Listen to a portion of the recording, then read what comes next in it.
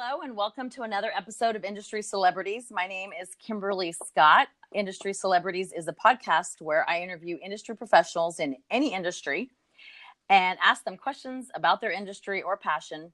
Plus, my guests will share a little advice to their younger self. If you want to tune into other episodes, you could do so by going to thatkimberly.com/combo to choose which platform you prefer to listen to, iTunes, Spotify, YouTube, and so on.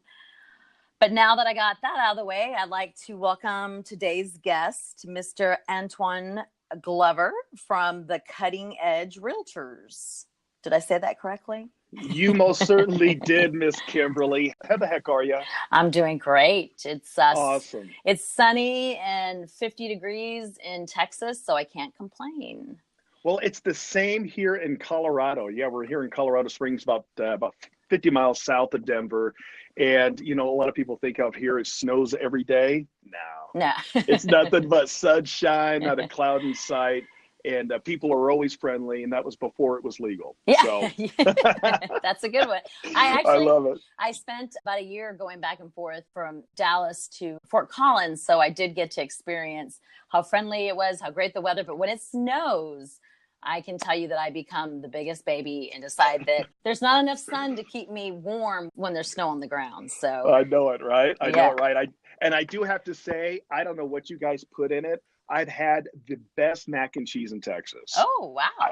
I don't know. I mean, it wasn't good for you, but it was so good. Where do you remember? What city? It was ironically enough, I think it was called Aspen's or Aspen. That was a restaurant, and it's just out of Fort Worth down there. Oh, okay. Yeah. Yeah. It was good. Lots of great food establishments in the DFW area for sure, all over Texas, really. Absolutely. But when people refer to Texas food, it's mostly barbecue or Mexican food, not necessarily the mac and cheese. So that's great to hear. There it is. You want mac and cheese? Head on down to Dallas. I'm telling you, it's off the chart. Well, thanks for saying that. Most people are like, oh, Texas, it's so big. I don't know. Yeah. But they got to come for the food for sure. Yeah, absolutely.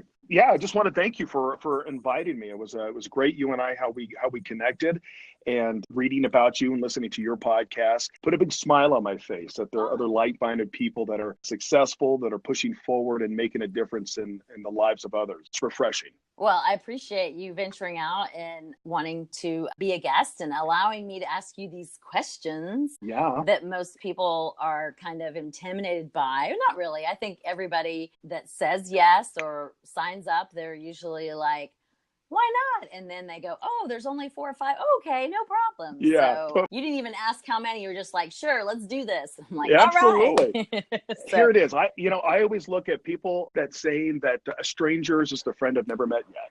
Oh, yes. I have not heard that one in a long time, but yes, I have in college. I heard that one. Yeah, we're just two friends playing verbal tennis. There we go, verbal tennis. I'm going to use that quote from now on. There it is. Verbal tennis, people. Verbal tennis, guys. Let's do it. Well, then tell the listeners a little bit about yourself and what industry you're in. Well, I am in real estate. I've been in real estate for about 7 years. I started out kind of back up to kind of led me into that real estate world. I actually was a TV news reporter and news anchor in radio and television. Started when I was 16, so I was fortunate enough to, while my friends were flipping burgers and all that, I actually had the opportunity to be on the radio. And so I grew up basically in the media. And shortly after 9/11, I got into the television side. I just said, telling people you're going to die, find out tonight at 5 how, was just not for me anymore. And I lost the flavor for it. And so I said, hey, let's give up my tie for an apron. And I learned the restaurant world. My family and friends thought I was absolutely crazy. I thought maybe I'd open up my own restaurant one day. Thank goodness I did not. Yeah. That's a whole other podcast. That's a whole nother podcast. Yes, absolutely. And a great friend of mine, he does very well in real estate still to this day. He said, Antoinne, what are you doing in this restaurant world? And I was managing at the time, and he said, you should really get into real estate. So once again, ironically enough, I traded in my tie to an apron so I can serve. And I went to real estate school. When people were saying, oh, it's a horrible market, why are you getting into the real estate world 7 years ago? I got into the new build side, which was even harder. You got Yeah. to remember, we didn't have what they call inventory homes, standing homes ready to move into. And the market was what it was. Mm, And nobody was bad. really coming in. Yeah, Yeah. totally. Nobody was coming in. You can hear a pin drop. And, and looking back on it, it was actually the best time to get into it Hmm. because you had to really hone your skills and really go out there and develop great relationships with other realtors and just the people that are coming in. And, Hustle. and You it, had to hustle and network. you Yeah. really did. And so it took me a little while to really get some traction, but I really started becoming very successful.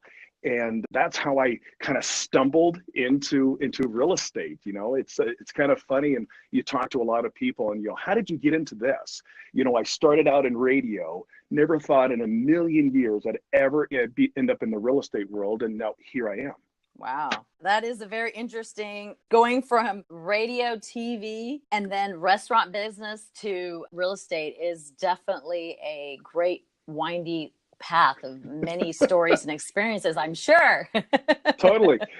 One of my favorite people of all time, Steve Jobs, he talks about connecting the dots, and you can never connect the dots looking forward, but Hmm. you can always connect the dots looking backwards.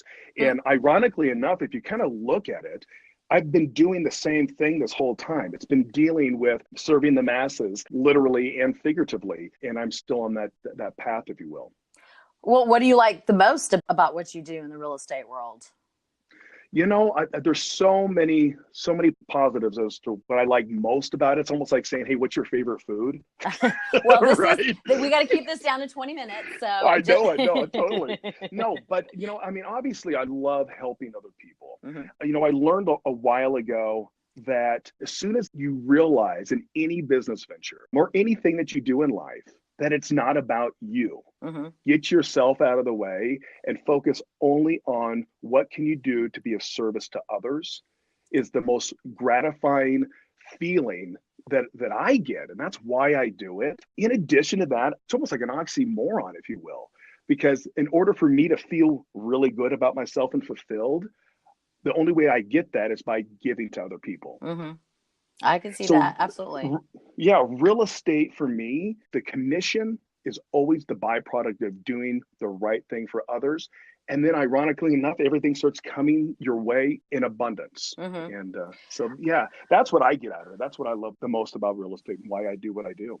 And I have found that anybody in that same line of business, like realtors, so like car salesmen, which I don't know very many, but I know a couple. If you are giving and looking out for the best interest of your client all the time, even if you don't make that sale, they're more apt to come back to you and refer you 10 times over rather than those sorts of realtors or other car salesy people that are just out for them, like, because in the end the customer get that buyer's remorse very quickly because you eventually realize you were duped. Yeah, when you go to it doesn't matter if it's a restaurant or a car dealership or wherever it is, you can tell if someone is genuinely good at what he or she does Hmm. and really is genuinely, that saying, people don't really care how much you know until they know how much you care, Yes. right? Oh, yeah. Yeah. And then when you have that true caring ability, man, it's an eye opener.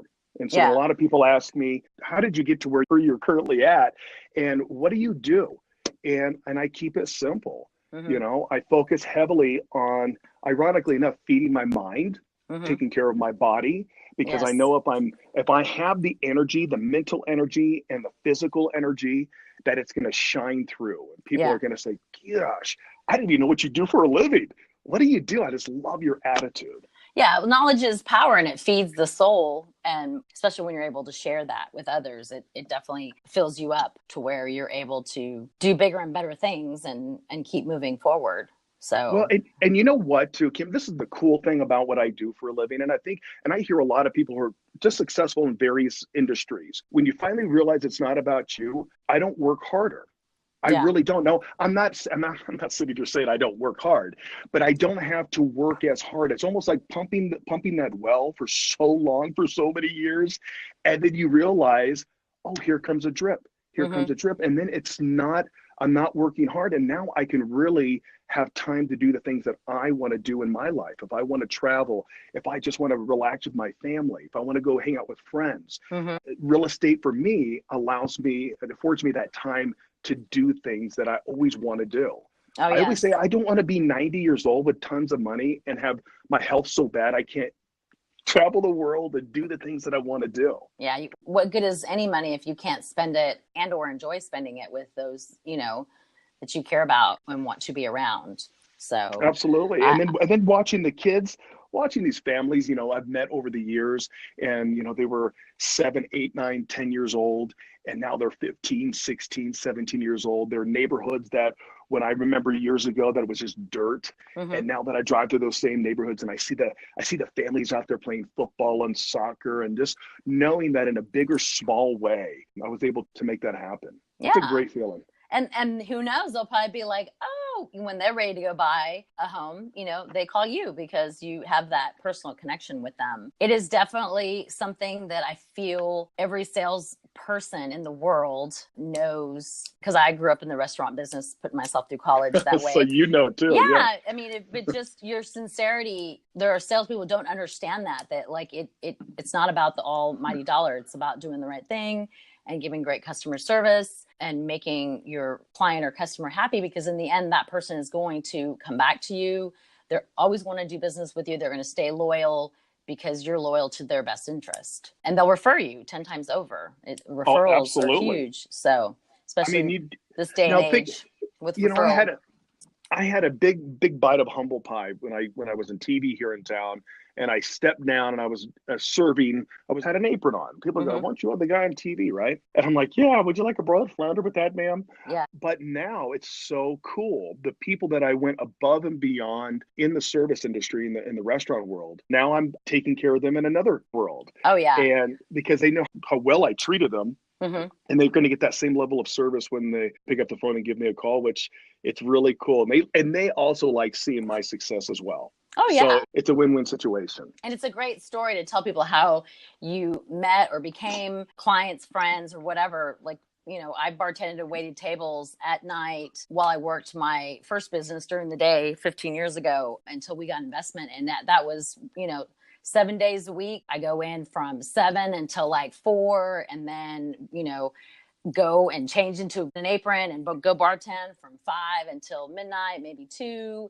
And, all the different people that you meet. And then if they do become some sort of a client, the connection, the story's great. They see you in a different light because they know how hard you work to get where you are now today. Because if it was easy, everybody would be doing it. So I know it, right? yeah. And people sometimes have the misconception that you get into real estate or you get into just starting your own business, and the thought of, oh, I'm my own boss, I can do all this.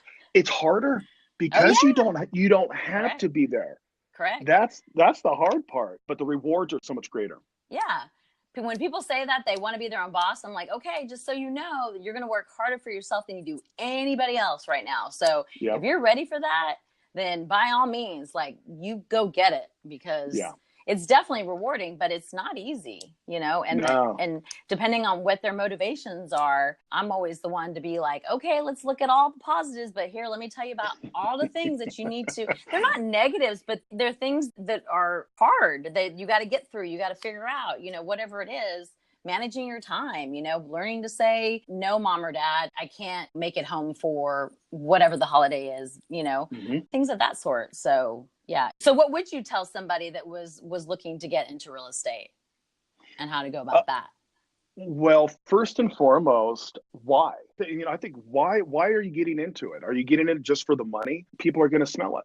Yeah. People are truly going to smell it. And just knowing that in just any industry, but the real estate industry is just, are you really sincere about wanting to help families be part of creating a memory? Are you just in it for, just like I said, just for a quick buck? And going back to, we were talking about, or we were on here, really focusing heavily on who you are. Mm-hmm. What we do is the easiest part in the whole world. It really is. After a handful of times, the contract is the contract is the contract is the contract. You like the house? Boom, perfect.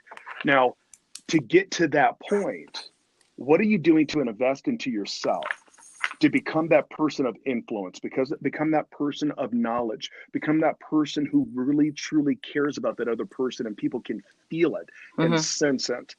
And before you know it, I always tell people the true relationship happens at the end of the transaction. Mm-hmm. If people ask me, they say, isn't the relationship before the transaction or during the transaction? And I go, well, yes and no. There's two different kind of relationships. That's the, hey, this buyer or seller's excited for buying or selling a home, right? That's an excitement. That's a different relationship. Mm-hmm. The commission from the realtor, they're excited. Everybody's excited. And what happens a lot of the times after the transaction in any business, but just specifically real estate, is as soon as that transaction's over, well, they're happy they got their home. Commission's already been paid.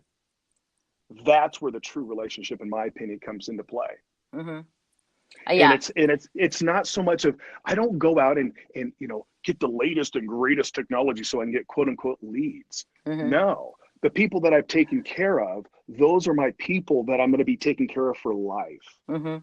And And so you that connect would with them. You connect yeah, with them building up to it, and you build a rapport with them so that once the sale happens, then the true connection, because you laid the foundation, just getting to know them. And then once the purchase is made, it grows from there because you have the connection. So totally. Yeah. So, I mean, so you want to break it down to a nutshell, work hard on yourself on really becoming truly relational with people. mm-hmm. That's going to be the hardest part. And I think so many people miss the mark. They think, well, if I can just study and get my test, now I'm a realtor. And now, why isn't anybody calling me? Mm-hmm.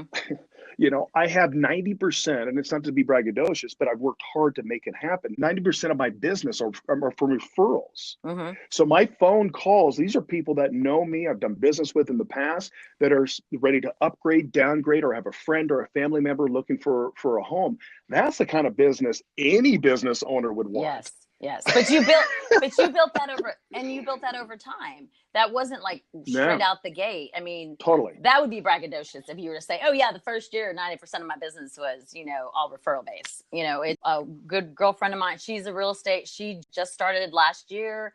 And she was like, maybe now it's going on too, but each year when I talk to her, I can see and hear in her voice. Are you talking about from the referrals? I mean, it Yeah, starts, process. You're building the pipeline. And, the first year or two, I don't know when you saw that number become true, but, even after 7 years, that's still huge, whenever it started to occur. It's like your break even point, of, hey, like it's definitely flowing easier. You still have to get the sale, but the referrals are flowing easier at that time. Would you not agree? Oh, I totally agree. Kimberly, I love social media. Obviously, that's how you and I met. But it can also be a disservice and kind of misleading. Mm-hmm. We look at like a Peyton Manning or a Tom Brady or a Tiger Woods, or you just pick the big superstar, the Oprah Winfrey, and we look at them and we go, oh, it must be so nice to be them. But were you there when she was a news anchor and got fired?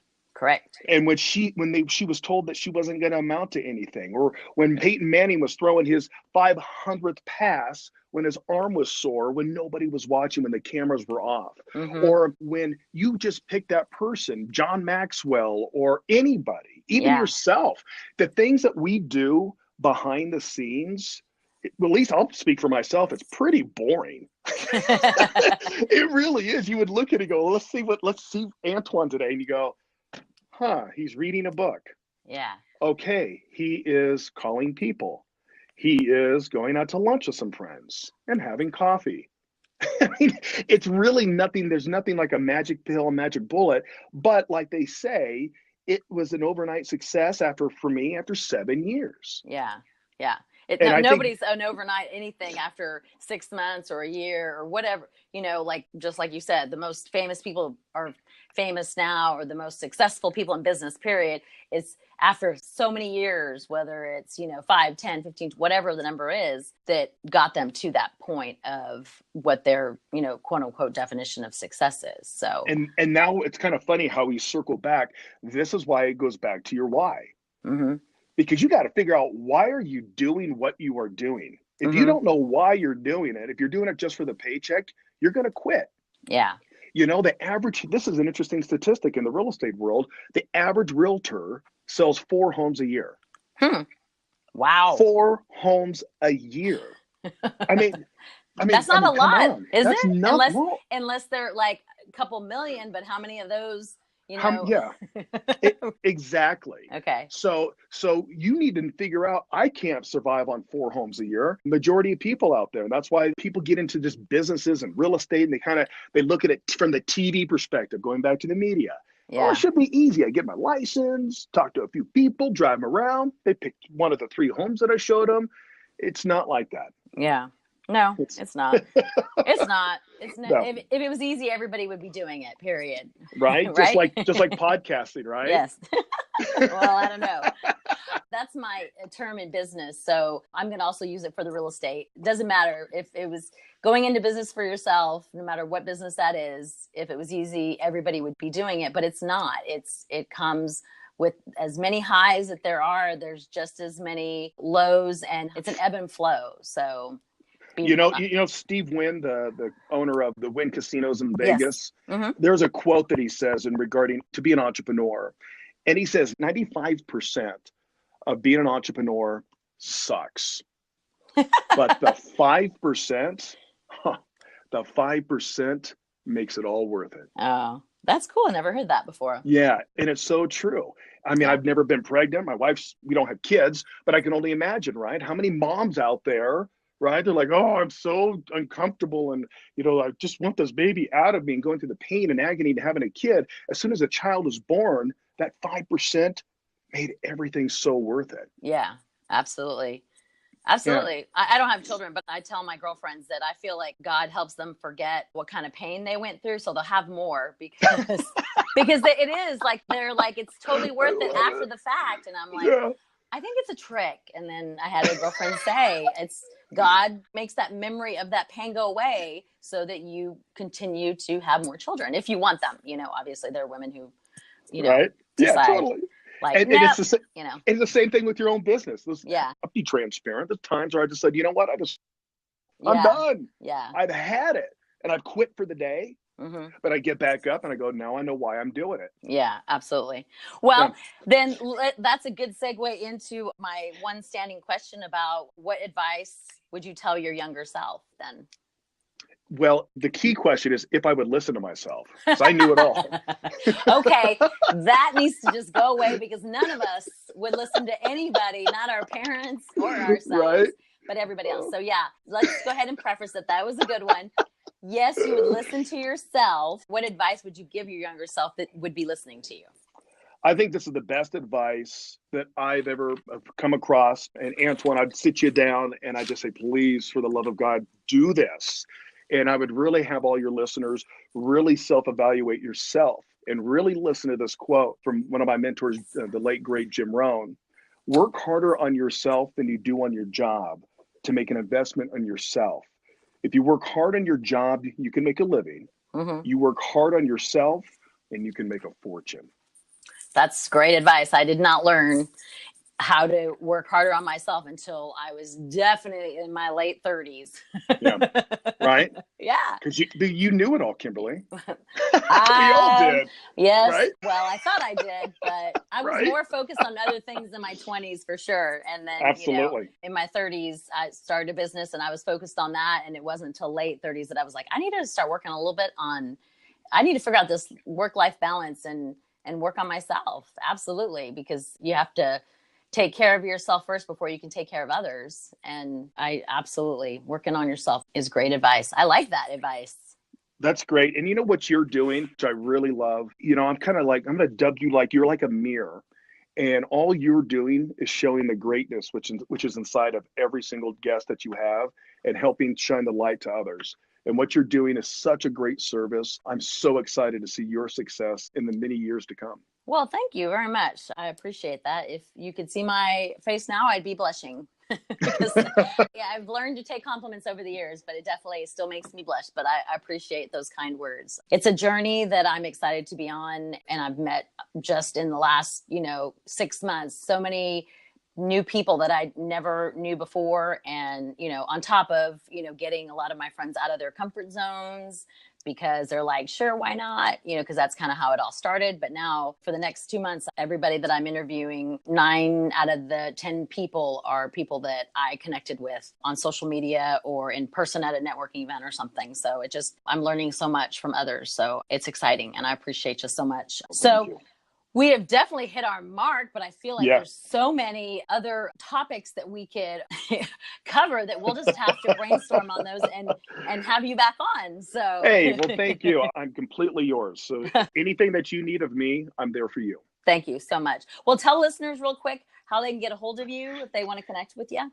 All right. You can email me at Glover, Glov as in Victor, ER, at the Cutting Edge Realtors, that's plural, .com. You can Facebook me, Antoinne, ANTOINNE, Glover. You can't miss me. You'll see me there. And I'm also on Instagram as Antoinne Glover. And you can also find me on LinkedIn. Awesome. Well, I encourage everyone to connect with you, and thank you again. And remember, listeners, hit subscribe on the YouTube channel, iTunes, Anchor. Follow me on Facebook, Twitter, Snapchat, LinkedIn, Instagram, all those great places. And until next week, stay positive and keep growing. And thank you again, Antoinne. I appreciate you. Have a great day. You too.